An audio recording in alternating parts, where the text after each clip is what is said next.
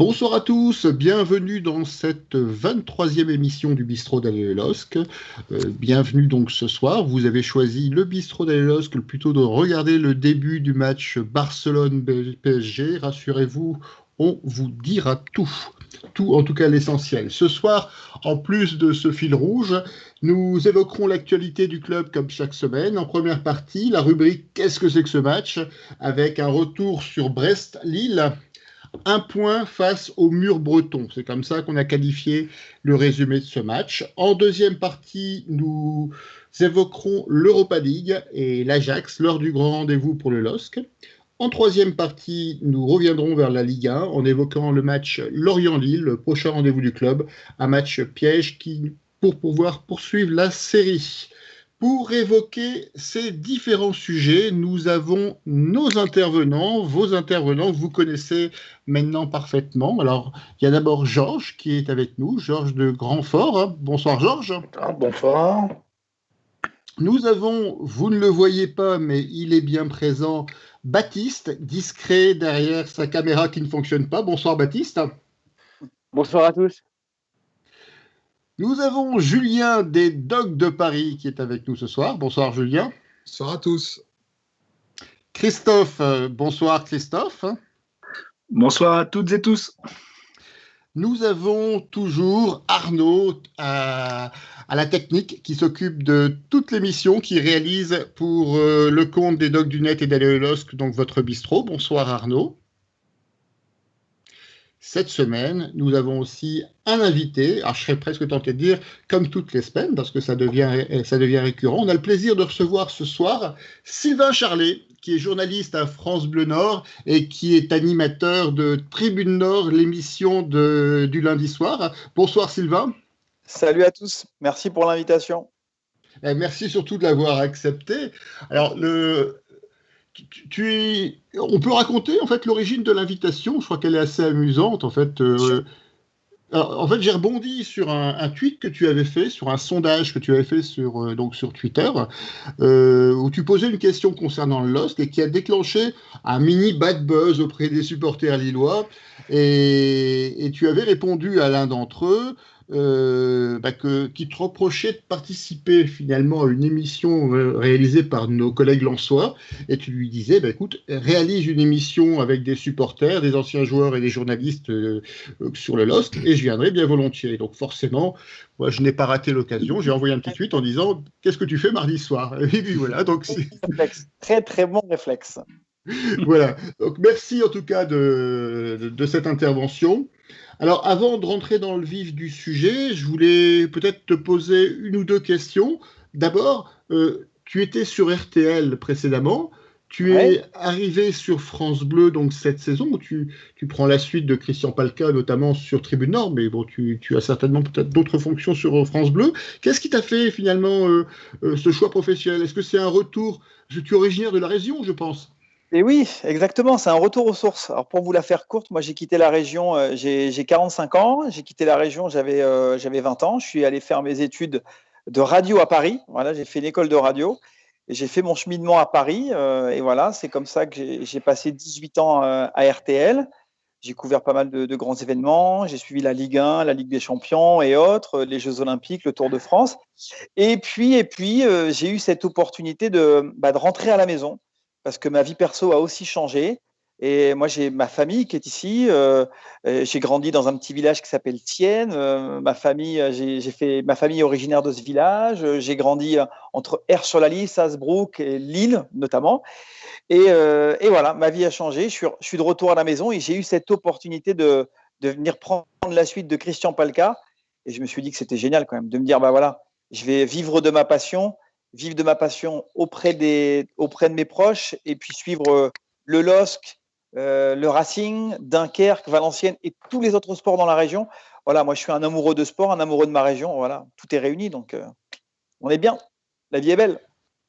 Donc on a le plaisir de t'entendre chaque semaine dans Tribune Nord, une émission qui qui fait parfois polémique. Alors, il y a des sujets. Alors, on a déjà accueilli dans le bistrot certains de tes collègues. On a accueilli Benoît de Covillet, qui est venu présenter son bouquin, comme quoi on est vraiment tout à fait ouvert à toutes les lectures.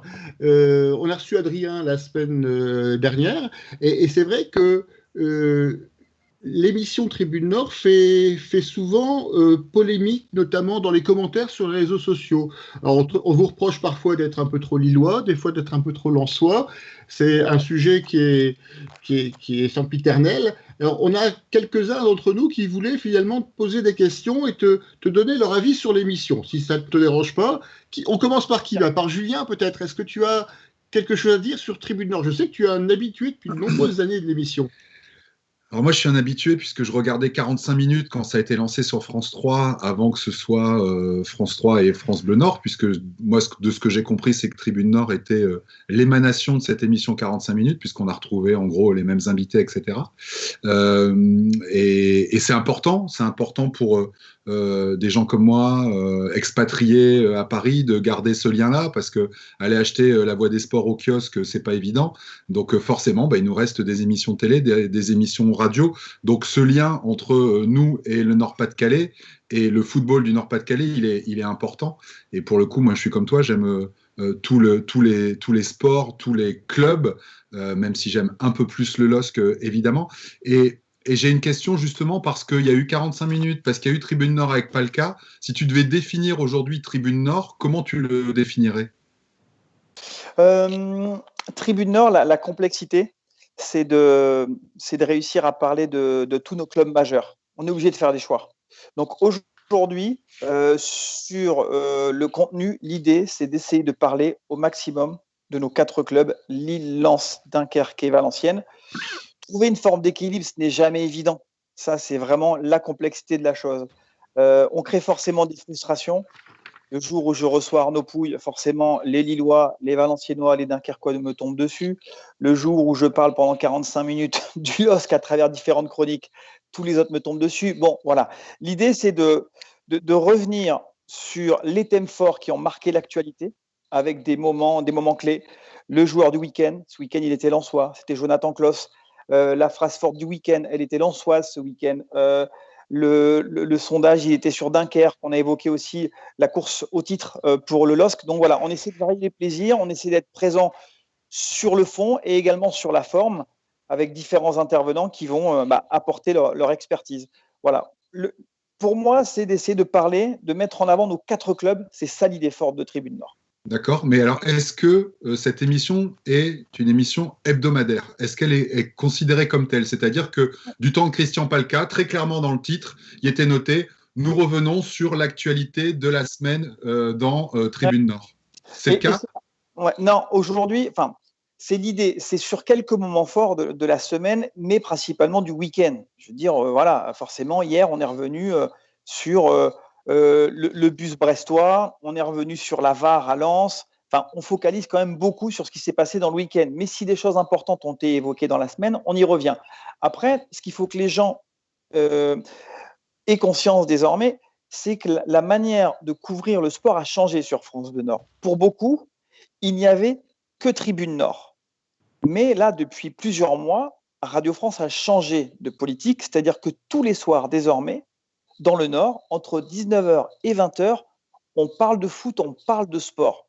Donc oui, il y a Tribune Nord le lundi, mais il y a aussi 100% Club Ch'ti, mardi, mercredi, jeudi, vendredi, et la couverture des matchs le week-end avec un avant-match, le match et un après-match où vous avez les conférences de presse en direct. Donc voilà, il faut bien prendre en considération ça, c'est que désormais, le traitement de l'actu est quotidien et Tribune Nord entre dans cette nouvelle politique.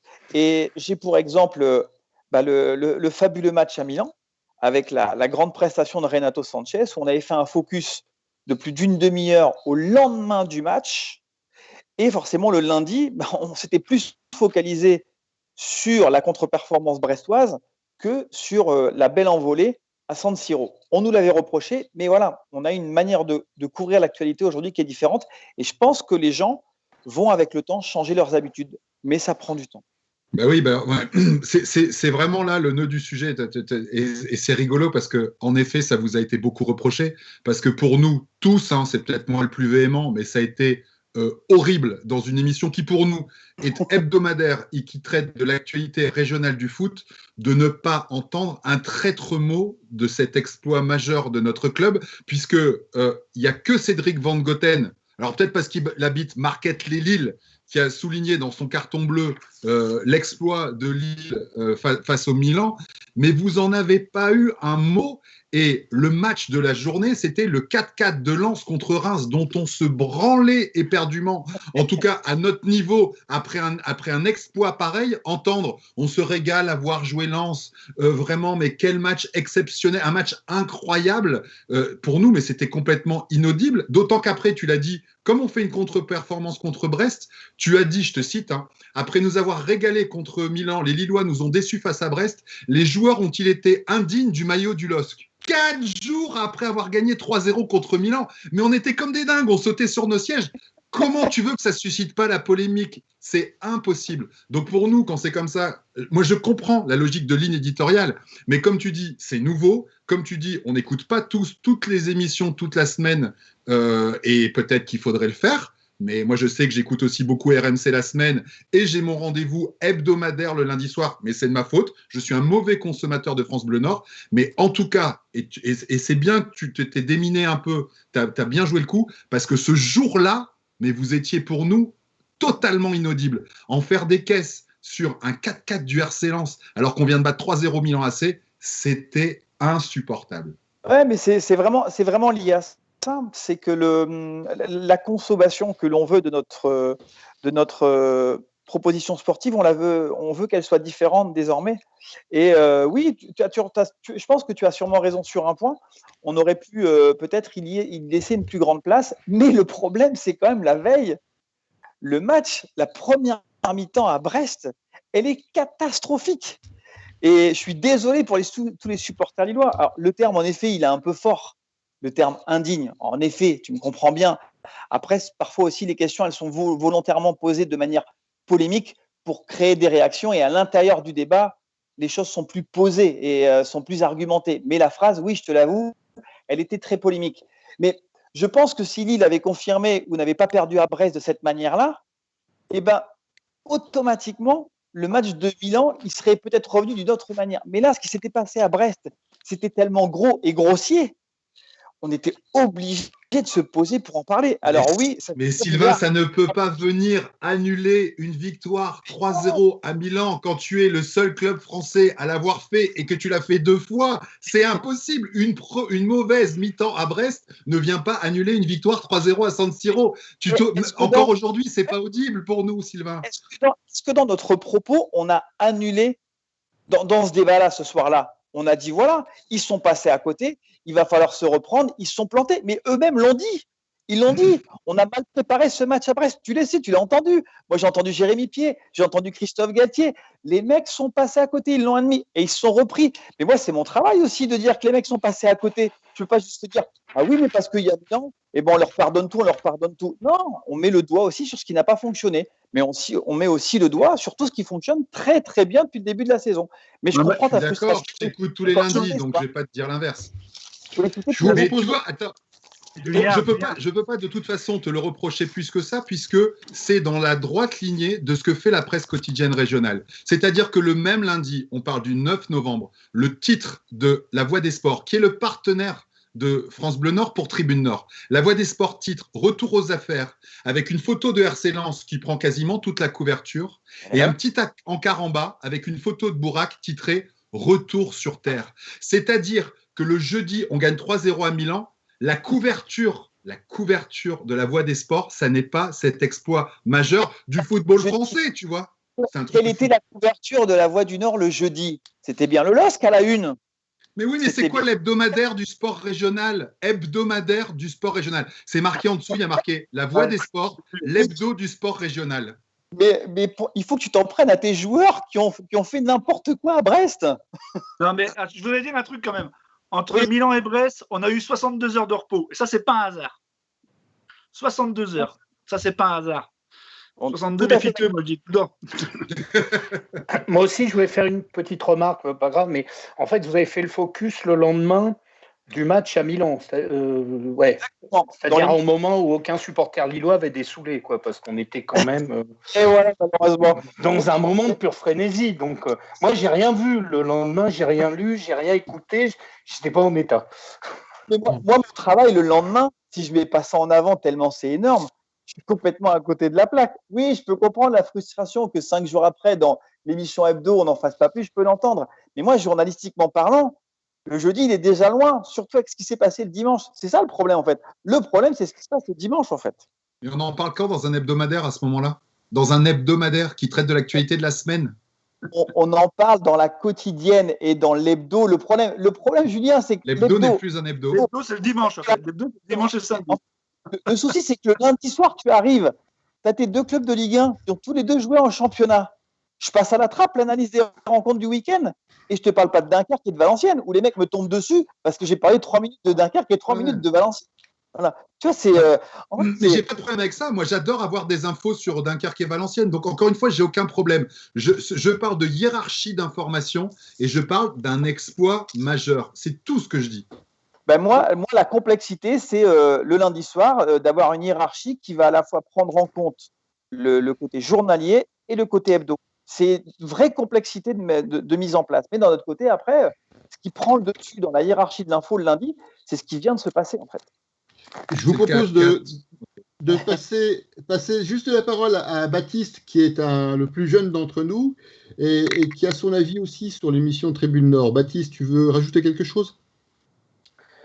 Non, moi je voulais dire, c'est une émission qui a bercé mon enfance. Après, bien sûr, on peut dire ce qu'on veut, mais c'est vrai qu'elle s'est bien améliorée d'ailleurs, parce que c'est vrai que j'écoute depuis, je vais dire 5-6 ans, franchement, et c'est vrai qu'avec les lives Facebook, qui est un super travail d'ailleurs, avec une interaction avec les supporters et les viewers sur le chat Facebook aussi, et aussi avec un super but de parler des clubs de la région, c'est vrai qu'on peut le mettre en avant ça, et surtout c'est tous les matchs commentés avec un before, un after, ce qui n'était pas le cas, je me rappelle, il y a 1, 2, 3 ans, où je me rappelle, il y avait un match de Lille ou de Lens, et c'est vrai que cette amélioration, il faut quand même la noter.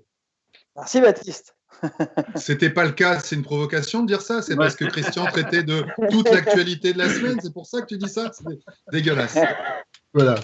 Sans rebondir là-dessus, et pour passer au premier sujet au premier sujet bis finalement de Bistro à Elos, moi je voulais juste rajouter un petit point qui est important parce que j'ai eu l'occasion de participer à plusieurs tribunes Nord et je voulais souligner finalement France Bleu qui donne la parole aux supporters. Et c'est pas toujours le cas dans tous les médias. Et quand je dis donne la parole, c'est-à-dire qu'il n'y a pas de censure. Des fois, c'est un peu dommage d'ailleurs.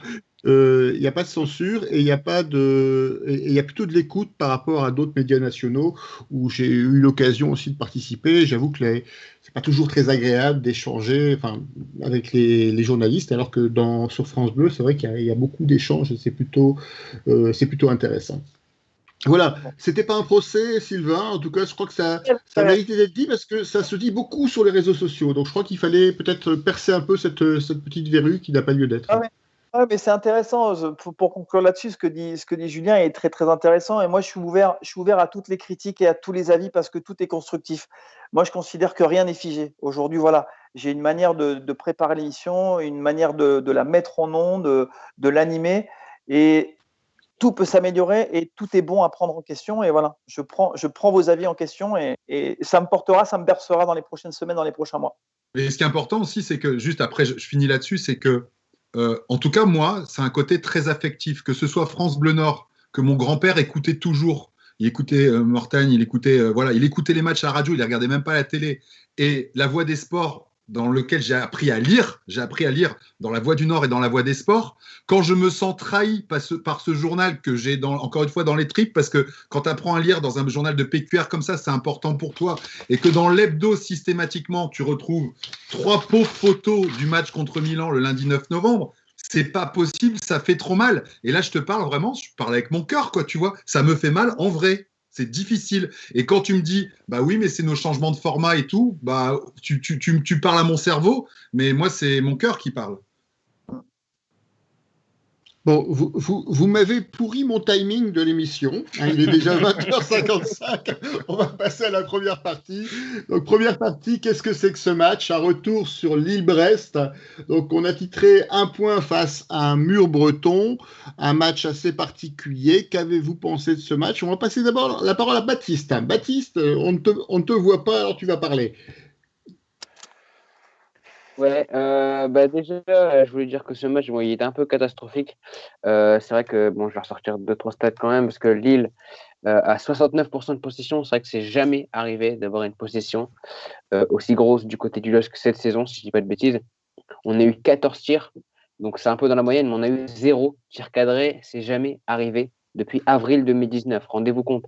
C'est, pour moi, je vais pas dire honteux, mais presque pour un leader de ne pas cadrer un seul tir. Alors certes, on peut dire que c'était un bus du côté de Brest, il n'y a pas de souci, mais ce ne sera pas la première ni la dernière fois. Et il faut vraiment trouver la faille, il faut plus cadrer. Et c'est vrai que ce match contre Brest, c'est malheureusement un 0-0, surtout qu'en plus, Lyon était tenu en échec à Montpellier et que Monaco était tenu aussi en échec avec un match nul de partout contre Monaco. Donc c'était vraiment le moment de reprendre des points d'avance, et malheureusement, on n'a pas su saisir notre opportunité.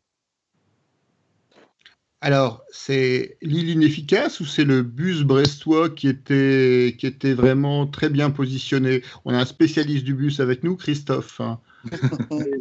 Chauffeur de bus. Oui, non, mais. Non, c'est notre ami Louis. En fait, voilà. Hommage.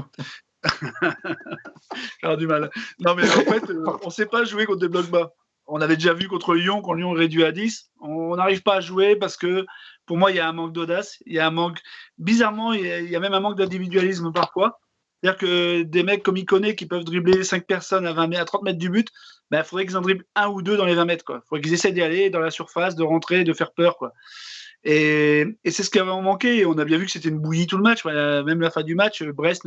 En plus, le Brestois est fourbe. Au match aller, ils attaquent à tout va. Au match retour, ils sont tous devant leur but. Voilà, les mecs, quand même, faut pas déconner. Non, mais il y a vraiment un problème de ce côté-là. Après, j'ai analysé autre chose. On a fait que des tirs du gauche première mi-temps. Je me demande si c'est pas une mauvaise influence de Yaliti sur l'équipe. Ça, il faudrait quand même qu'on arrive à voir ce qui se passe. Parce que quand il connaît David, il s'essaye du gauche. Tirez du droit, les gars, ça ira mieux. Franchement, ça ira beaucoup mieux. Non, mais voilà, on a du mal. Et là, par contre, si on veut être au niveau en rouge jusqu'à la fin de l'année, il faut absolument qu'on prenne l'initiative et qu'on y aille. Il faut arrêter de passer la palle aux copains en espérant que ce sera l'autre qui fasse un exploit. Julien, tu rajoutais quelque chose? Tu es d'accord avec l'analyse de Christophe? Oui, il a raison. Ce qui est difficile, ils l'ont dit en interview, les gars, tant l'entraîneur que les joueurs, c'est que ils n'avaient pas du tout préparé ce match. Ils s'attendaient pas à un bloc si bas. Donc forcément, quand tu t'attends à un match tout feu tout flamme, que tu as préparé ta semaine en fonction et que tu arrives et que tu vois un bus garé dans la surface de réparation, c'est étrange. Ce que je garderais quand même de ce match, c'est que c'est quand même le 14e clean sheet du LOSC. C'est qu'on a toujours la meilleure défense de France, puisque après 25 journées, on n'a encaissé que 15 buts. Donc, ça, c'est quand même très chouette, surtout que Botman ne jouait pas, tu vois. Donc, on reste solide, on a eu le ballon, on a su le garder, on a mis un pressing énorme. Et le coach brestois l'a dit, il a dit on n'a jamais vécu un pressing tellement fort cette saison en Ligue 1, sauf qu'on n'a pas été efficace. Alors, on revient toujours, hein, vous connaissez un peu mon petit amoureux en attaque, hein, c'est le Kral, quoi. Il n'était pas là. Moi, Bourak, avec son vice, avec sa capacité à prendre les ballons n'importe comment, parce qu'on sait très bien que Bourak, il n'en a rien à foutre de la manière dont il prend le ballon et de la manière dont il va marquer. Lui, son truc, c'est de marquer et c'est d'aller au but. Il manque, tu vois, ce côté un peu sale, le côté joueur un peu dirty qui s'en fout, mais qui veut marquer coûte que coûte. Ce qu'incarne Bourak, là, ça manquait.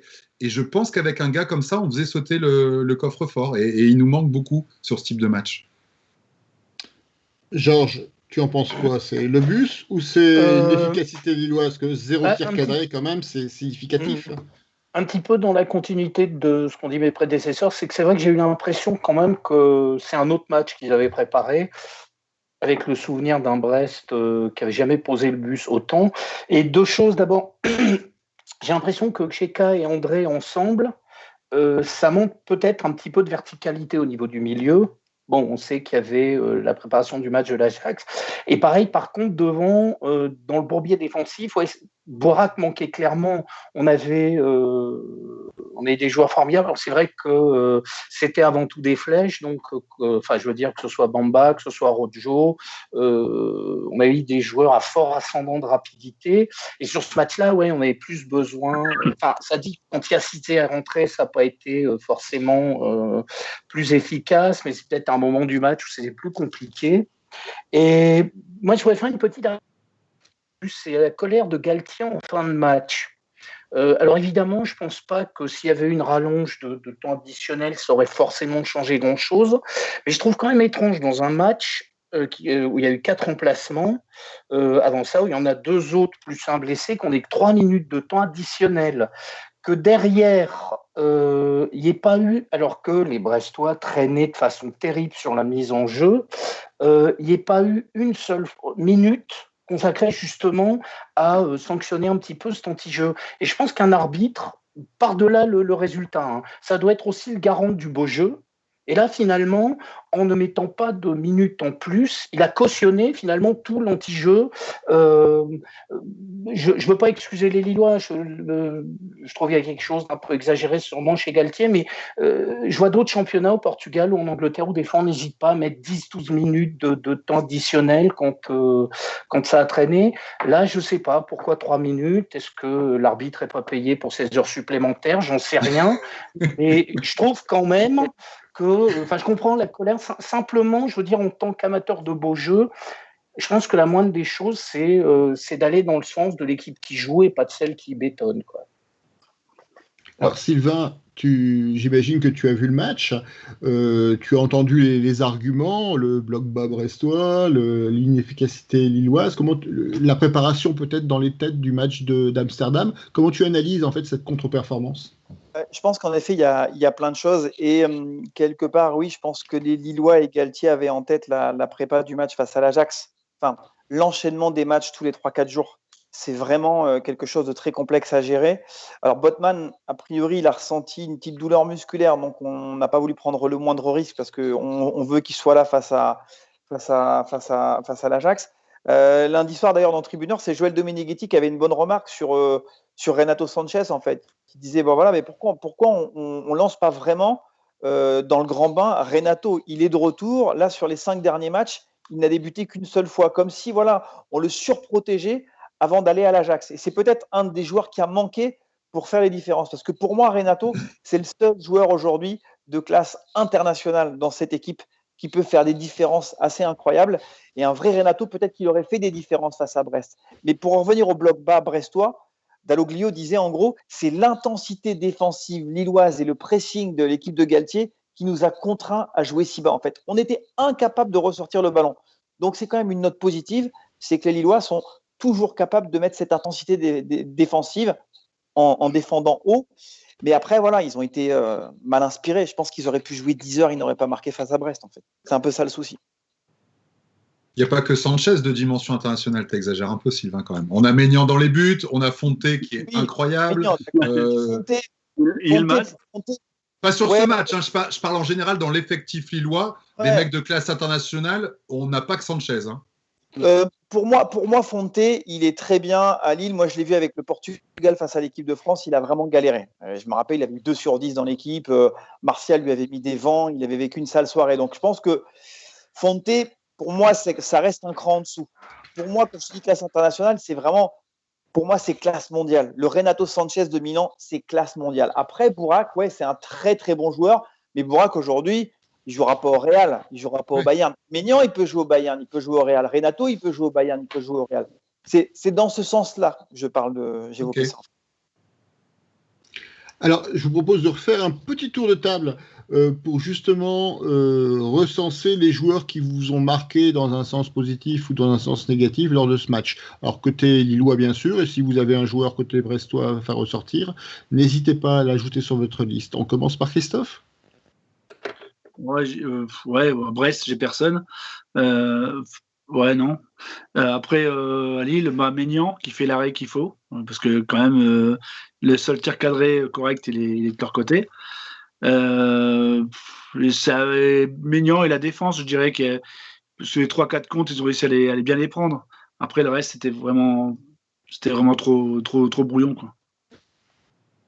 Julien, ta liste de courses. Je vais être un peu moins dur et puis surtout, je vais noter des trajectoires. Je vois des trajectoires qui sont positives. Donc, en l'occurrence, je trouve que Renildo monte en puissance. Il est de plus en plus rassurant, même si en effet, au niveau des centres, il n'est pas encore au niveau de ce qu'on attend. Son apport offensif, il est encore faiblard et puis c'est un peu éteint au fur et à mesure de la partie. Tcheka, je trouve que c'est vraiment de mieux en mieux. Et comme on ne va pas en parler, il fait quand même un match en défense centrale contre Dijon en coupe qui est vraiment à noter. Il a fait une bonne rencontre et je trouve vraiment qu'il est encore une fois sur cette ligne ascendante. Et le dernier, c'est Diallo parce qu'il a quand même remplacé Botman. C'est loin d'être évident et il a tenu la route. Il a fait nous coûter un but au début. Il a fait une connerie. Mais bon, globalement, on a été champion avec Adil Rami qui s'appelait Monsieur une connerie par match. Donc c'est pas pour un défenseur central, ça arrive, tu vois. Et après sur Brest, ouais, on peut retenir Herel et Chardonnay parce qu'en défense centrale, ils ont quand même été sérieux, disciplinés, bons de la tête. On n'a pas fait grand-chose aussi parce que les deux, la défenseurs centraux, ils ont été solides. En revanche, en attaque, on n'a rien vu, donc j'ai pas grand monde à garder. Baptiste? Du coup, côté Brest, je vais dire Brendan Chardonnay qui a fait une bonne copie. Maintenant, du côté de Lille, il n'y a pas eu vraiment de top comme on peut le voir d'habitude. Maintenant, c'est vrai que si on n'a pas un mec Maignan, peut-être que la frappe elle est dedans, peut-être qu'on perd. Donc je vais dire mec Maignan en top sur ce match. Georges, est-ce que tu as une liste de joueurs à retenir? Je crois qu'ils ont été plus ou moins cités. Alors forcément, on va plus chercher derrière que devant. Ouais, moi je voulais vraiment citer Diallo parce que, comme Julien l'a dit, il a sur un intérim qui n'était pas évident. C'est la force de présence qui est celle de Botman, et je trouve qu'il s'en est plutôt très bien sorti, quoi, malgré sur l'arrêt de Maignan. Il y avait Renildo aussi que je voulais citer parce que c'est vrai qu'il y a même si là c'est pas la référence, il y a même des fois du mieux offensivement. Et en fait, malgré tout, Benjamin André qui est resté au charbon. J'évoquais la complémentarité André Geka qui me paraissait peut-être pas la plus adaptée. Il n'empêche que tous les deux individuellement font un excellent match, quoi. Ce qui manquait, c'était plus un box-to-box, un joueur liant avec l'attaque. Mais donc, je mettrais quand même Benjamin André. D'accord. Arnaud, est-ce que tu as un avis sur le sujet? Est-ce qu'il y a des réactions sur Internet? Alors pour ma part, c'est vrai que la défense et Maignan qui reste costaud quand même toujours et encore. Après du côté de Brest, la marque du bus, je voudrais bien l'avoir parce que si on se prend un gros derrière, si on bat l'Ajax et qu'on se retrouve avec un Bayern, je veux bien voir la marque du bus parce que franchement, pourquoi ils font jamais ça contre d'autres équipes? Parce qu'ils ont quand même pris 2 buts par match depuis le début de la saison et nous on n'a pas été capable d'en mettre un. Même pas un tir cadré, donc là j'étais un peu étonné. Mais après c'est vrai que à part la défense, j'étais un peu déçu par le milieu et l'attaque aussi. Mais après, je pense qu'ils ont tous la tête à l'Ajax. Ils ne voulaient pas se blesser pour absolument jouer ce match-là. Après, on s'en sort pas mal. On a 1 point. On est leader avec 1 point d'avance aussi. Malgré qu'on dise que c'est un triste leader ou un leader par intérim ou autre, non, on est leader en point barre à la fin du championnat. Si c'est comme ça, la 38e journée, on est leader, on est champion et point barre. Hein. Après, c'est dommage pour les autres, mais c'est comme ça. Hein. Mais enfin voilà. Et sinon, non, derrière, enfin, on voit sur les différents Twitch et autres, il manque Bourak. Ils disent, ouais, c'est vrai que comme j'avais dit lors du match, il manque un exploit individuel, je pense. C'est ça qui manquait. Un joueur comme Bourak qui aurait pu sortir un dribble ou n'importe quoi venu de nulle part ou un tir de loin et c'était dedans. Il y a que lui qui pouvait faire ça sur ce match-là. Comme il l'a fait au match aller. Ouais, le Bourak de Prague aussi. Oui, c'est vrai qu'à l'aller, c'était 2 buts et un tir sur le poteau, je crois. Voilà, c'est ça. Ce qui plaît, ouais. Il y a un penalty, ouais. Alors, avant de poser la même question à Sylvain, je voulais revenir quand même sur l'exploit de la soirée, c'est celui de Sven Botman qui a réussi à battre le record de vitesse de la traversée de la Manche, Lille-Angleterre, le tout en direct devant les caméras, en exclusivité de Canal+. C'était vraiment un exploit remarquable. Alors, c'est un petit clin d'œil. Je pense que c'est toi, Sylvain, qui a eu la confirmation que... enfin, plutôt la confirmation que ce n'était pas vrai. Tu as réussi à avoir Olivier Létang, je crois, au téléphone. Après, il faut toujours prendre ces infos mercato avec des pincettes, parce que beaucoup de gens mentent sur le mercato. Peut-être qu'il y a vraiment des choses qui sont en train de se finaliser, mais toujours est-il que dans les faits, dimanche soir, l'agent a d'abord démenti à Simone Rovera, l'ancien journaliste de Téléfoot, et nous, dans le même temps, voilà, j'ai échangé par texto avec le président, voilà, qui m'a démenti. Le moindre contact. Joël Domeneghetti de l'équipe, lundi soir dans Tribune Nord, disait exactement la même chose. Pour lui, il n'y avait rien. Donc voilà, aujourd'hui, on peut dire qu'il n'y a rien. Mais ça ne veut pas dire qu'en sous-main, il n'y a pas de négociations qui se poursuivent parce que depuis cet hiver, on parle de Sven Botman au Bayern, on parle de Sven Botman à Liverpool. Donc oui, je pense que cet été, il y aura des choses très concrètes. Mais là, en l'occurrence, parler d'une vente, c'était du grand n'importe quoi dimanche soir. Et ça, c'est un peu le problème de certains de mes confrères qui pratiquent le journalisme, et ce n'est pas ce journalisme-là qui fait mon essence au quotidien, et c'est vraiment dommage. Voilà. Pour moi, c'est pas du journalisme, ça c'est du putaclic en fin de compte. Hein. Pour moi, c'est vraiment la presse à... pour moi, c'est la presse à scandale, ils font de la presse à scandale, du voici, du gala. C'est pour dire, voilà, on a un scoop. Alors, comme Canal+ a pris la main du championnat, déjà, ils commencent le match à 17h05 au lieu de 17h. Je sais pas si la Ligue était au courant. Après, ils finissent plus tôt parce qu'il y a le match de rugby derrière. Je sais pas, enfin bon, ils ont peut-être envie de faire ça. Mais après, pour moi, je sais plus quel journaliste, enfin, ou ce pseudo-journaliste de Canal+ qui a annoncé ça. Franchement, il faut qu'il arrête le métier, hein. Moi, un vrai journaliste, c'est un gars qui fait une école de journalisme et qui cherche à avoir des bonnes sources, pas un truc parce qu'il a entendu un canard quelque part en disant ouais, c'est 45 millions, c'est fait. Faut annoncer. Il annonce ça un match en direct devant une chaîne qui est connue pour le football et il annonce ça comme ça. Faut être malade. Je sais pas, à moins d'avoir pris un picon-bière avant le match, je vois pas, hein, mais bon. C'est pas critiquable, ça, hein, Arnaud, excuse-moi. Hein, C'est vrai, on ne critique pas les picon-bières au bistrot de la LOSC, c'est interdit. Alors, après, c'est vrai que sur l'incident, sur l'anecdote, qu'il y ait des contacts entre Botman, ses agents, des clubs anglais, je crois que c'est certain, en prévision du mercato d'été. Ce qui est surprenant, c'est que dans un média aussi important que Canal+, on annonce une information qui est improbable, parce qu'on est en dehors du mercato, donc un départ immédiat, c'est complètement irréaliste. Donc c'est assez surprenant, et ça rentre aussi un peu dans l'analyse finalement qu'on peut avoir de certains médias qui finalement privilégie le buzz à la réalité. C'est toujours un peu délicat. Alors, en dehors de cet incident... Oui, vas-y, je t'en prie. Rapidement. En fait, le problème, c'est qu'aujourd'hui, beaucoup de journalistes ne fonctionnent qu'avec une seule source sur une info. Moi, j'ai toujours appris que quand vous avez une bonne source, même si elle est bonne, il faut toujours vérifier vos informations. Voilà. Après, on peut avoir de très bons indices, entre guillemets. Mais voilà, il faut toujours vérifier, toujours avoir la certitude. Là on est dans l'immédiateté, dans la rapidité pour être le premier, et au final, ça se transforme en bad buzz. Et voilà. Et aujourd'hui, il y a de plus en plus de journalistes, de jeunes journalistes, de journalistes expérimentés qui tombent dans ce travers. Et c'est vraiment dommageable pour notre profession et pour l'image de notre profession, parce que voilà, on paie tous les pots cassés pour les erreurs d'autres.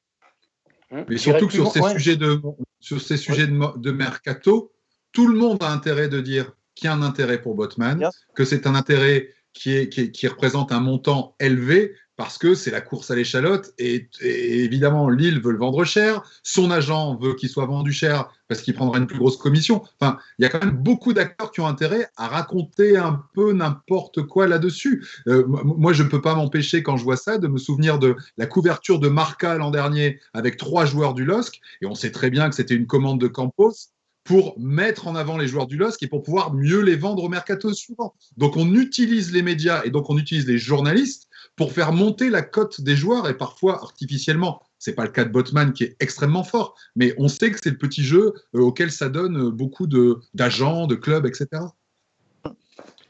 Après ce petit intermède, je te repose la question, Sylvain, sur le match de Brest. Est-ce que tu as des joueurs que tu voudrais mettre en avant? Moi, j'ai envie d'en mettre deux en avant. Mike Maignan, parce qu'on en parlait tout à l'heure et vous en avez parlé. Pour moi, il a pris une autre dimension. Et je pense que l'été prochain, malheureusement, il sera très, très demandé par de nombreux clubs et ce sera peut-être compliqué de le garder après l'Euro. Pour moi, aujourd'hui, il est numéro 2. Pour moi, aujourd'hui, il est au moins aussi bon que Steve Mandanda. Et à chaque match, c'est un arrêt. Et à chaque fois, cet arrêt, il est décisif. Et puis après, il y a un joueur que j'adore. Vous en avez parlé, c'est Xheka. Au-delà de simplement dire que voilà, sur ce match-là, bon, peut-être que ça aurait pu mieux se passer pour lui, j'adore son état d'esprit. Il est venu en conférence de presse il n'y a pas longtemps et j'ai adoré l'entendre dire, mais moi, je ne peux pas me satisfaire d'être remplaçant. Je ne peux pas me satisfaire, je rentre chez moi, mais je suis colère et je suis de mauvaise humeur et je suis de mauvaise compagnie pour mes proches. Mais voilà, je ne lâche rien, mais pour autant, je ne vais pas me plaindre parce que sinon, je donne matière à mon entraîneur. Donc voilà, c'est un joueur à l'état d'esprit exemplaire qui est aussi important que Boura, que Maignan dans le groupe de Galtier. D'autant qu'il est là depuis un petit moment maintenant. Exactement. Il incarne une forme d'ancienneté. Exactement. Le dommage, c'est que des fois, il prend sa chance de loin. Là. Il n'y a pas trop osé. Non. Oui, il a une grosse frappe. Hein. Bielsa n'en a pas voulu. Pour moi, c'est un gage de qualité déjà. Je vous propose de terminer sur ce sujet de Brest et de passer à la deuxième partie de l'émission. Donc, il est déjà 21h16. Donc, nous sommes toujours en direct du bistrot d'Adèle LOSC. Je ne l'ai pas dit au début, mais vous le faites déjà. Vous pouvez réagir en direct sur le chat du Twitch de l'émission ou sur les commentaires du Facebook Adèle LOSC. Nous avons donc aujourd'hui comme invité Georges, Christophe, Julien, Baptiste et Ardo, et en invité exceptionnel Sylvain Charlet de France Bleu Nord, animateur de Tribune Nord, qui nous accompagne ce soir. Donc deuxième sujet, Europa League, Ajax, l'heure du grand rendez-vous. Voilà, il est l'heure, le 18 février, c'est la semaine prochaine, c'est même cette semaine, pardon. C'est cette semaine. Le 18 février, c'est cette semaine. Je le refais pour le montage du résumé. Donc le 18 février, c'est cette semaine.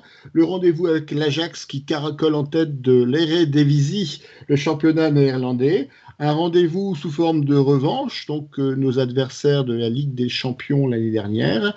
Qu'attendez-vous de ce match? Alors, qui veut commencer? Je ne le vois pas. Baptiste, est-ce que tu veux commencer à nous donner ton sentiment sur ce rendez-vous européen? Bien sûr. Donc, ça va être un match compliqué, je pense. Rappelons que l'année dernière, on est perdu 3-0 et 2-0. Maintenant, l'effectif de l'Ajax s'est un peu amoindri avec la perte de Ziyech, de Van de Beek. Et du côté de Lille, on a récupéré beaucoup de joueurs. Botman, d'ailleurs, merci l'Ajax. Yilmaz, etc. Donc, pour moi, ça va être un match plus équilibré que l'année dernière. Rappelons que les absents, quand même, du côté de l'Ajax, il y a Onana, donc pour suspension à l'heure non inscrit, et il y a la perle, le jeune Gravenberch, qui sera suspendu. Du côté de Lille, du coup, il y aura Benjamin André et Xheka, déjà. Donc, ce sera un match, pour moi, de classe européenne. Vraiment, c'est un match, entre guillemets, qu'on a envie de voir en 16e. Mais je vais dire en demi, vraiment, pour avoir un gros match. Maintenant, si les deux équipes sont à leur paroxysme, je ne doute pas que ce sera un match limite de classe Ligue des Champions. Et je vais revenir sur ce qu'a dit plus tôt Stéphane Dumont sur le site du LOSC. Je l'aborde comme un rendez-vous magnifique et il a totalement raison, ça va être magnifique après-demain. Baptiste est très enthousiaste. Julien, ton avis sur ce choc? Ouais, je suis enthousiaste parce que moi évidemment je garde un souvenir ému de ce qu'on a vécu dans les tribunes l'an dernier à Amsterdam parce que c'était la fête, parce que c'est un public formidable, parce qu'ils nous ont mis les frissons et c'était génial. Et ce que j'ai vu sur le terrain, c'était une équipe qui avait pas eu de bol, qui avait été naïve. Mais j'ai souvenir d'un beau match du LOSC, tu vois, on prend 3-0 et j'ai souvenir d'un beau match du LOSC. Moi, j'ai vraiment pris du plaisir à les voir jouer dans les tribunes et donc je me suis amusé tout à l'heure à regarder un peu quelle était la composition de ce match aller, même si c'était à Amsterdam, et j'ai noté 10 joueurs, en comptant les mecs qui étaient rentrés en jeu, 10 joueurs qui normalement joueront jeudi. Donc sur les 11 mecs que tu auras sur le terrain jeudi, tu en as 10 qui ont fait ce match aller, par exemple. Je vous les cite, hein, Ikoné, Bamba, Sanchez, Soumaré, Bradaric, Fonte, Selic, Maignan, Yazice, Arroyo. C'est des mecs qui ont tous joué le match aller l'an dernier à Amsterdam. Donc, tu vois, en termes de vécu, je pense qu'ils ont appris. Ils n'ont pas peur. On sait qu'un match aller comme ça, à l'extérieur, qu'est-ce qu'il va falloir faire? Être compact, être solide, surtout ne pas prendre de but. Et c'est notre grosse qualité. On peut se foutre de nous en disant ils jouent mal, ils savent plus jouer, machin, tout ce qu'on veut. On est extrêmement solide. On est la meilleure défense du championnat de France à égalité avec le PSG. Et je pense qu'on a cette capacité aussi à se projeter vite en contre-attaque. Et je suis surpris, Baptiste l'a pas cité, mais il y a Anwar El Ghazi qui a donné une interview et qui a dit c'est ce que l'Ajax aime le moins faire, défendre contre des équipes qui sont forts et rapides en contre-attaque. Donc moi je suis plutôt très optimiste parce qu'on a appris, parce que Ziyech nous a fait tellement mal l'an dernier, c'était vraiment le monsieur plus de cette équipe et il est à Chelsea maintenant. Moi je nous vois gagner. Christophe, tu te souviens du match de la dernière, la double confrontation? Comment tu l'analyses, celle de cette année? Une revanche? T'étais en cellule. Tu fais partie des gens en cellule, Christophe. Non. Parce qu'on était nombreux quand même en cellule. Non, j'étais pas parti là-bas, j'ai pas fait. Non, j'ai eu le reportage. Mais l'an passé, c'était 2 matchs très frustrants. Moi, je me rappelle du début de match à l'Ajax où il y a ce penalty manifeste sur Osimhen qui est pas sifflé, et on s'énerve un peu. Et derrière, on perd un peu nos moyens pendant 10 minutes, on en prend un. Et après, voilà, c'est vraiment de la naïveté, comme disait Julien. Et au match retour, on se prend le premier but qu'on prend, on prend au bout de 2 minutes de jeu, je crois, sur une touche. Enfin, non, peut-être pas 2 minutes de jeu, mais on se prend le premier but sur une touche, mais une touche à 2 balles, quoi. Parce qu'on discute avec l'arbitre, on discute avec un joueur, le mec qui fait une touche derrière, il sent un Ziyech qui marque. Ben, tu dis, c'est pas possible. On est trop naïf.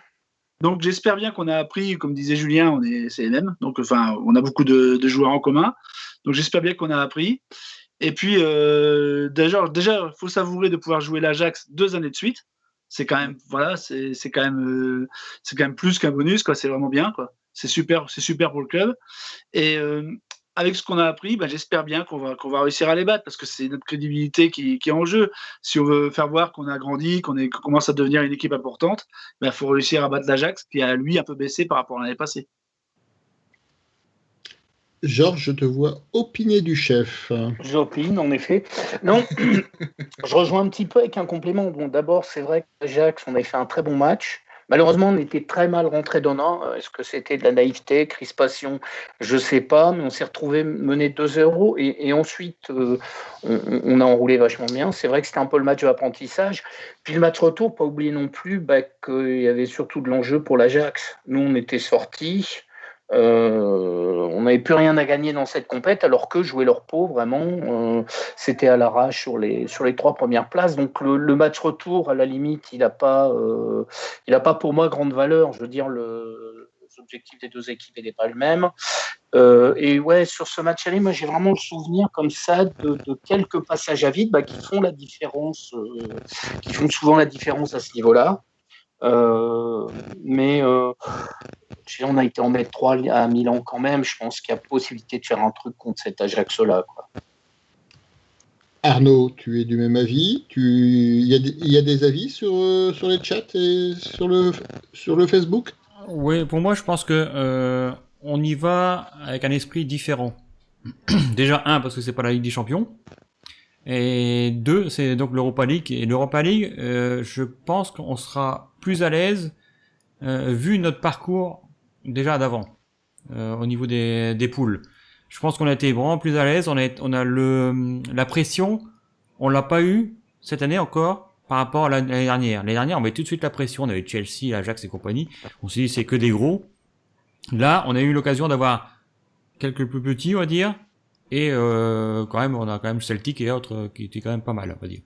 Donc, on a eu un peu des avis, enfin pas des avis différents, des adversaires un peu différents. Là, l'Ajax est amoindri déjà d'une part avec leurs 3 absents, et aussi que nous, on est là pour faire quelque chose, je crois. Galtier, je crois qu'il retient cette date depuis le tirage.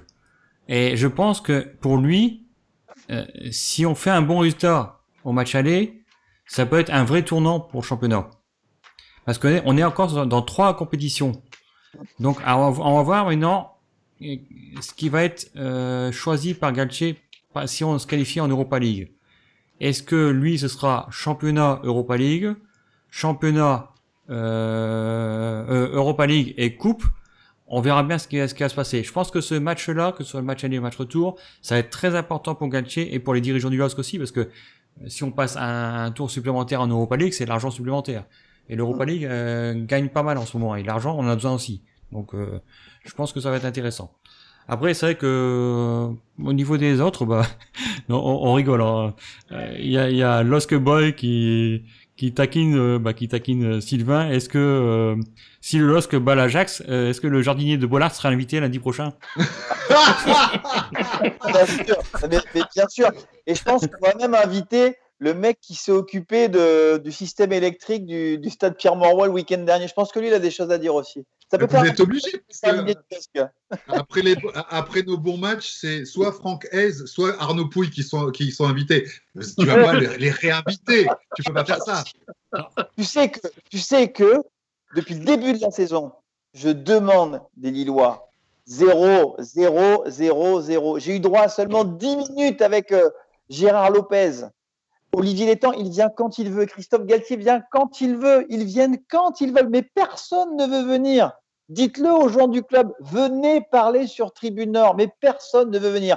Toutes les semaines, on fait un inside avec un joueur lensois. Jonathan Grady, tous les mardis. Mais les Lillois, venez quand vous voulez. Faisons un inside avec un joueur lillois. Mais non. Va pas me dire, Sylvain, qu'on a quand même plus de poids. Va pas me dire qu'on a plus de poids parce qu'on a quand même eu Patrick Robert. C'est un Lillois quand même. Patrick Robert, je l'ai eu, mais moi je te parle de l'effectif pro. Je te parle d'Olivier Létang. Moi, je suis personne pour eux. On n'existe pas. Mais je vais passer professionnel, j'arrive. Là, tu vois, Christophe Galtier va parler dans La Voix du Nord et dans l'équipe, mais nous, on n'existe pas. Moi, je veux bien accueillir des Lillois, mais ils ne veulent pas venir chez moi. Ouais.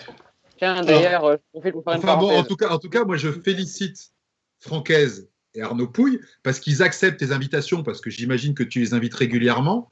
Le lendemain, on devient seul numéro 1 du classement, seul en tête. Tac, ça accepte. Bien joué.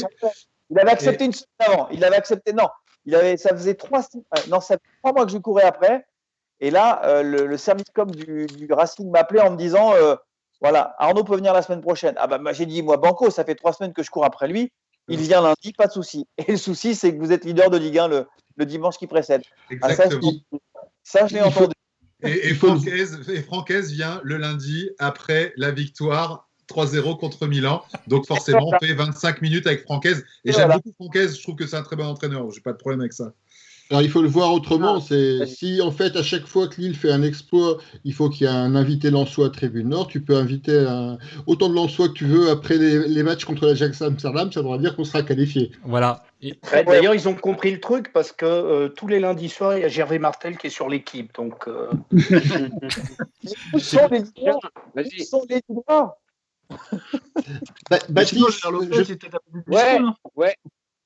Baptiste, je t'entendais réagir. Ouais, but pour le FC Barcelone, penalty concédé par Paris et but de Lionel Messi sur penalty à la 27e, donc 1-0 pour le FC Barcelone contre Paris. Il est pas intégré à Paris, Messi. On m'aurait menti. Il y a un gros Icardi face au gardien, il n'est vraiment pas gaucher, Icardi. Vraiment. C'est pas grave. Neymar va égaliser.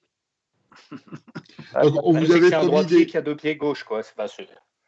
On vous avait promis des nouvelles de Barça contre Paris, on ne vous a pas menti. Alors, Sylvain, cette double rencontre contre l'Ajax, comment tu la ressens comment vous allez la préparer justement à France Bleu? On espère avoir des invités lillois avant et après le match. Plus sérieusement, ça va être un régal. Sincèrement, depuis le début, cette Ligue Europe, c'est un régal. Les affiches, le Celtic, le Milan, même le Sparta, c'était sympa. Là, l'Ajax, c'est quand même un nom du football européen. Alors, ce n'est plus l'Ajax de la saison dernière. Donc, je vous rejoins. Lille a vraiment ses chances. Et après, en effet, c'est une équipe qui est habituée à jouer au ballon, qui n'aime pas défendre. Donc, je pense que sur ce match aller à domicile, il ne va pas falloir s'ouvrir, mais ça, Galtier sait très bien le faire, bien contrôler défensivement. Ça va être un bon test pour la défense lilloise et ça va être aussi un bon test pour la défense, pour l'attaque lilloise, parce qu'il y aura des opportunités.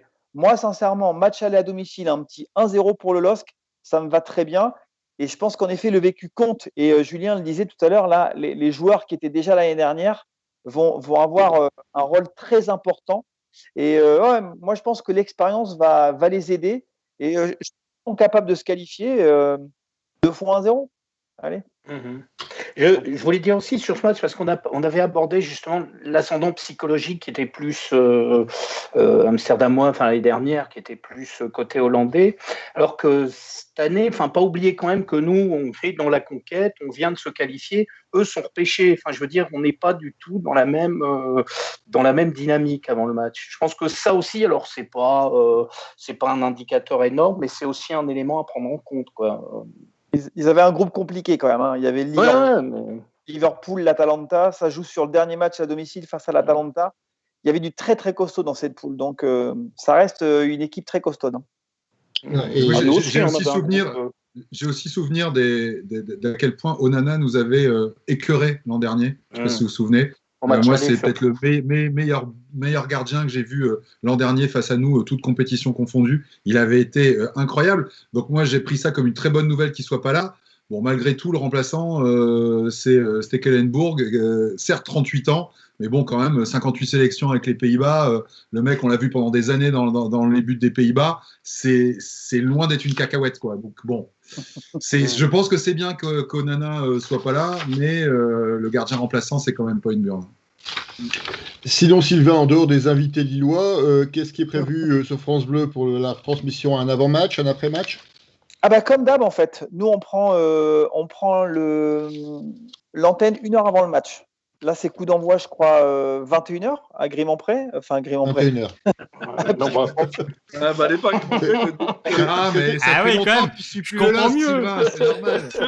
Vous allez arriver sur un Henri parking Joris, là. Sylvain, Henri Joris. On s'était prouvé qu'il était bien originaire de la région lilloise. Je le fais quasiment à chaque match. Ah tiens, il y a Mbappé qui vient d'égaliser pour le PSG. Mais ouais, on prend 1 heure avant le match, et puis le match en intégralité avec Greg Taforo, l'ancien capitaine qui avait gagné à Milan d'ailleurs. Et puis on a l'après-match pendant 1 heure. Venez parler sur l'antenne. Hein. Et puis on aura les confs en direct du coach, du joueur qui sera convoqué par le service de com. Voilà, tout cela en direct de Grimont-Pré-Joris, on sera bien.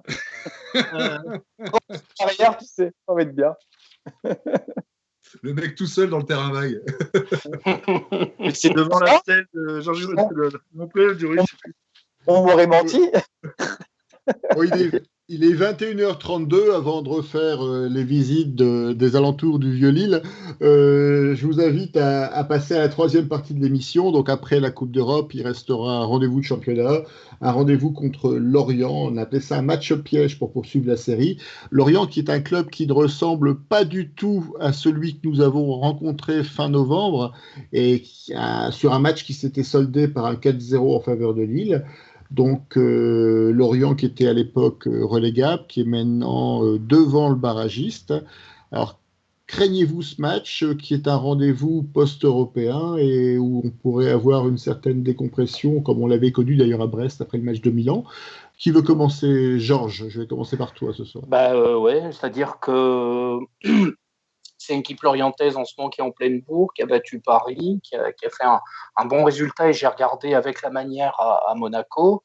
Et voilà, ça vient se greffer entre 2 rendez-vous majeurs contre l'Ajax. Forcément, mais je me dis que c'est tellement pas rassurant que j'espère que le staff va en prendre conscience, quoi. Donc, peut-être le moment à certains joueurs de s'affirmer, mais sincèrement, 1-0 dans une purge, je prends, quoi. Ouais, tous d'accord. Julien, est-ce que tu es aussi ambitieux que notre ami Georges? Non, je le suis plus. Moi, je pars du principe que c'est une équipe qui nous réussit bien. Enfin, c'est quand même, je ne sais pas si vous vous souvenez, cette stat qui était incroyable, à 31 tirs au but, dont 13 cadrés lors du match aller. C'était phénoménal, ça a vraiment été une leçon. Et je me souviens de l'émission qu'on a faite ensemble où on a dit franchement 4-0, c'est pas bien payé. Vous vous rappelez un peu? C'était fou de se dire ça. On se disait 6-7, ce serait le bon score. Et non, je pense que ça va le faire. Enfin, on voit bien à quel point il y a un écart. Il y a quand même un championnat de vitesse. Alors évidemment, Lorient peut venir et mettre le bus. Mais si Lorient vient et ne met pas le bus, on est premier avec 17 points d'avance sur le 5e. Il y a une sorte de championnat à 2 vitesses, 17 points d'avance sur le 5e qui est Rennes. Et regardez le niveau de Rennes aujourd'hui. Voilà, il y a 4 clubs qui jouent très bien. Et puis après, il y a un peu le reste du monde, quoi. Donc, oui, j'ai vraiment ce sentiment que Brest, c'est un épiphénomène et qu'on va gagner contre Lorient parce que je vois pas comment on peut pas gagner contre une équipe comme Lorient, quoi.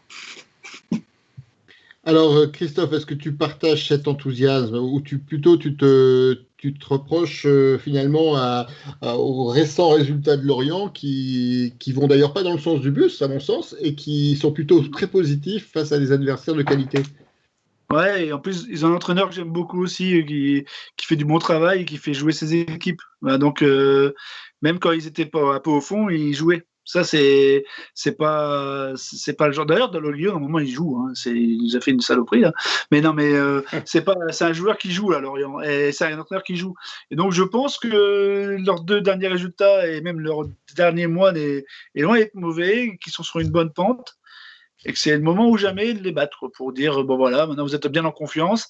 Comme disait Georges, 1-0 ou 2, moi ça me va aussi. Hein. Mais vu qu'ils jouent beaucoup et qu'ils sont en confiance, à contrario, il y a peut-être moyen de jouer en contre et de gagner là-bas, quoi. Baptiste, alors tu t'attends à un bus ou tu t'attends à un jeu offensif de l'orienté? Je sais pas du tout, parce que contre Brest, entre guillemets, on parlait, ouais, ça allait être un super match, vraiment, il va y avoir des buts ou pas, et on est tombé vraiment sur un vrai bus de Brest qui m'a d'ailleurs un peu déçu, parce que Brest, depuis le début de la saison, font un football pas mal. Donc c'est dommage, mais revenons sur le match de Lorient, ça sera pas le même match que celui de l'aller, comme tu l'as dit. Lorient contre les gros, c'est très très fort. Cette saison, depuis 2021 en tout cas, c'est une victoire 3-2 contre le PSG, 2-2 contre Monaco, avec malheureusement un but de Ben Yedder à la dernière seconde, mais c'est un super match qu'ils font. Et c'est vrai que leur place au classement, j'ai l'impression, depuis 2021, elle ne reflète pas trop leur match. Il me semble qu'ils sont 16e ou 17e, si je ne dis pas de bêtises. 17e. Et vraiment, c'est une équipe qui propose du beau jeu avec surtout Terem Moffi, on fire, meilleur buteur de Ligue 1 en 2021. Et c'est vrai qu'il reste quand même sur 6 matchs sans défaite. Donc c'est vrai que je m'attends à un match pas facile. Maintenant, je m'attends quand même à une victoire du LOSC. On va dire. Non, je donnerai mon pronostic après, je pense. 5-4, on le connaît. Arnaud, que penses-tu, toi, de ce match? Est-ce que les Merlus n'auraient pas l'avantage d'être beaucoup plus frais que les Lillois? Est-ce qu'ils ne peuvent pas profiter justement de cet avantage et de ce contexte? Je pense justement que ce sera vis-à-vis du match de l'Ajax de jeudi. On verra ce qu'on va donner contre l'Ajax. Si on donne tout contre l'Ajax, il faudra faire attention quand même au match contre Lorient. Je pense que ça va être ça le plus important aussi.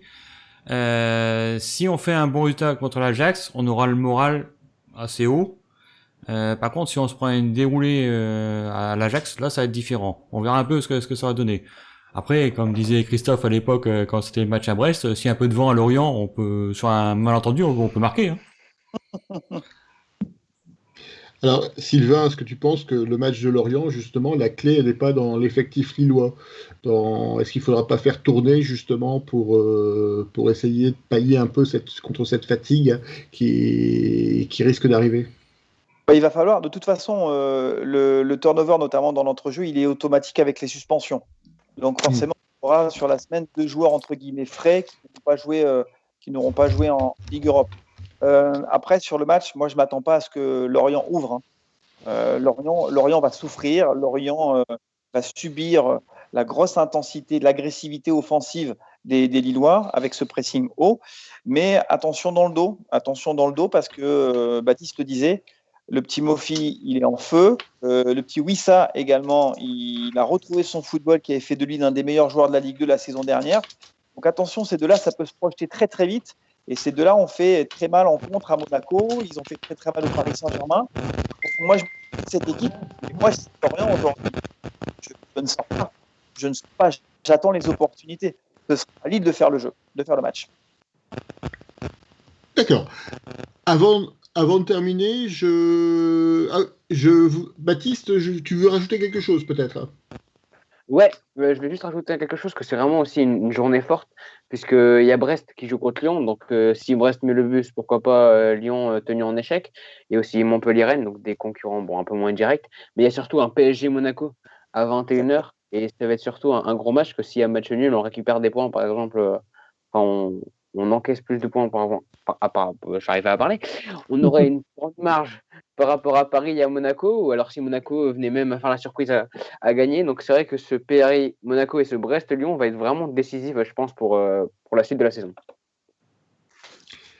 Je vous propose pour terminer de faire un petit tour des pronostics alors rapidement sur Amsterdam et sur Lorient. Qui veut commencer? Christophe. Oula, Amsterdam, allez, je vais dire malheureusement, je dirais 2-1. 2-1 pour nous. 2-1 pour nous, on a domicile. Et à Lorient, comme disait Arnaud, hein, vu qu'il y a beaucoup de vent, vu qu'on a des petits joueurs, on va gagner 2-0. Julien, est-ce que tu es un adepte des médicaments comme Christophe? En fait, tu es triste d'annoncer une victoire du LOSC contre Amsterdam? Non, du tout. Je pense qu'on va gagner 1-0 à Amsterdam et je pense qu'on va gagner 2-0 contre Lorient. Baptiste? Alors, je sais pas. Je vais dire allez, victoire de Lille 2-1 contre l'Ajax. Et histoire de continuer sur une belle série de Mike Maignan en clean sheet en Ligue 1 qui sait battre le record de Gaëtan Charbonnier, si je dis pas de bêtises. Lionel Charbonnier. C'est pas Gaëtan Huard. Gaëtan Huard, c'est un gardien de Lens. On évite de Gaëtan Huard. Ouais, il l'a fait à Bordeaux. Hein. Ouais. Guéguette. Donc tu disais, Baptiste, on t'a coupé la parole? Non, je disais du coup 1-0 pour Lille. D'accord. Georges, est-ce que tu as un pronostic pour ces deux matchs? Moi, je vais faire l'inverse de celui de Julien. Dire que je vois 2-0 contre l'Ajax. Voilà, j'y crois. Non, si, soyons fous. Et par contre, chez les Merlus, j'ai envie de dire pour notre chalut, 1-0. Arnaud, est-ce que tu as tes pronostics? Est-ce qu'il y en a sur les réseaux sociaux? Alors pour moi, je mettrais 1-0 face à l'Ajax. Et contre les Merlus, je pense qu'on peut faire un 0-2. On va voir un peu. Après, je vais pas faire comme un certain journaliste de France Bleu Nord, victoire de Lens et match nul pour Lille. Et il a pris sa retraite de Brenne, il est plus là, c'est bon. En espérant que Jérémy ait misé sur l'Ajax aussi. Hein. Oui. Alors justement, on a un journaliste de France Bleu Nord. Donc ton pronostic, quel est-il pour cette double confrontation? 3-0 pour Lens. 2-0. 2-0 à domicile face à l'Ajax et 2-0 à Lorient. Le règne de la défense lilloise, avec encore du très grand Mike Maignan. On regarde cette archive, elle restera gravée à jamais dans l'histoire de l'humanité. Mets-la bien au chaud. Sylvain, tu les vois aller assez loin en Coupe d'Europe, le LOSC? Oui, j'aimerais bien, ça me permettrait de voyager, de continuer de voyager. C'est vrai que toi, tu te déplaces, tu es le seul. Oui, c'est vrai qu'on se déplace. Bon, ça va être un peu compliqué d'aller à Amsterdam, on n'a pas encore la validation du voyage. Mais non, moi, sincèrement, après, c'est toujours pareil, la Coupe d'Europe, ça dépend aussi du tirage. Hein. Là, vous prenez un reversé de la Ligue des Champions, c'est quand même pas l'idéal. Mais voilà, s'ils pouvaient nous faire un petit quart de finale et marquer l'histoire du club, parce que je crois que le club en Coupe d'Europe n'a jamais passé le cap des huitièmes. Donc, allez, un petit quart pour l'histoire. Mais bon, priorité championnat. Hein. Priorité les 3 premières places du championnat. En tout cas, cette émission a été sous le signe des transports en commun. Après le bus brestois, le car lillois, c'est l'occasion de vous saluer et de souhaiter une bonne soirée. Alors, merci à Sylvain de nous avoir accompagnés ce soir. Donc, la porte du bistrot est toujours ouverte. Merci Georges pour tes interventions. Merci Julien. Merci Baptiste qui était discret à l'image mais présent de façon orale. Merci Christophe. Merci Arnaud et merci à tous les internautes qui sont intervenus nombreux en direct sur les chats et commentaires de Facebook. Je vous souhaite une très bonne soirée, une très bonne semaine lossiste avec ces 2 rendez-vous et comme d'habitude, allez le LOSC et allez le LOSC car il y a 2 matchs cette semaine. À la semaine prochaine, au revoir. Bonne soirée. Bonne soirée. Ciao.